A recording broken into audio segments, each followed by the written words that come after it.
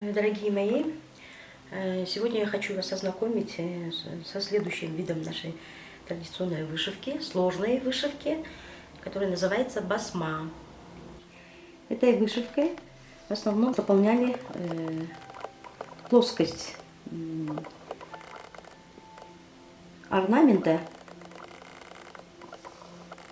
И вот таким образом, я сейчас медленно покажу, как это делается. Мы изначально берем, вот, смотрите, сверху такой захват делаем небольшой. Ложится вот такая палочка из нитки, полосочка. И вот иголка должна быть с правой стороны. Когда мы делаем захват, иголку пропускаем налево и вытаскиваем снизу. Это вот когда я начинаю показывать, в шутку говорю, что если молодая девушка дружит с парнем, то когда они находятся на прогулке, он же обнимает ее за талию. И вот таким образом, вот смотрите, раз, захват, и снизу вытаскиваем.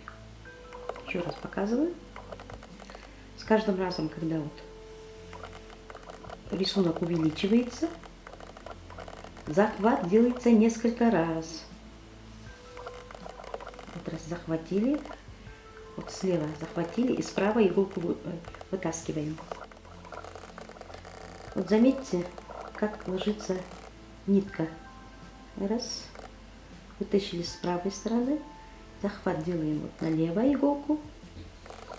Захватили, еще раз делаем захват и вот выходим снизу.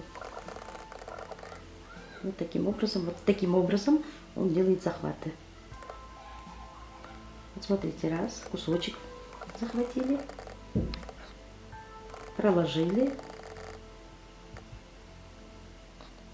слева направо.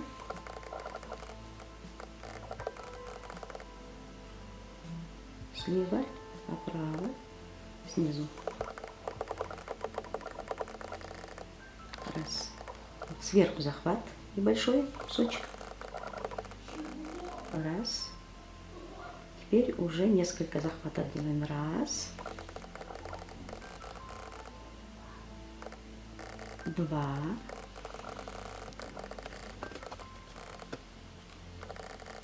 Три.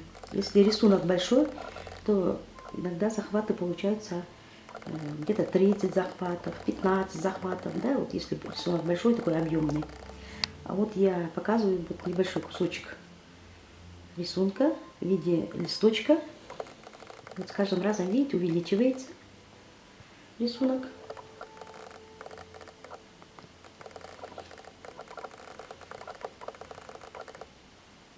Показала вид басма.